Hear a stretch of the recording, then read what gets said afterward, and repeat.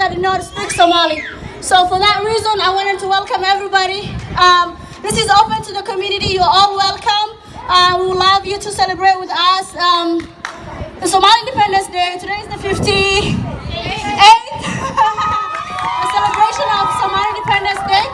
Thank you so much. Once again, you're all welcome to have fun with us. And inshallah, we have the Somali Museum. There's Nasra Hinna. She will be doing Hinna. And that's pretty much. And the kids have, I don't know what that thing is called. The thing you fill with air and then you jump. So yeah, there's that thing for the kids. You can bring the kids, inshallah.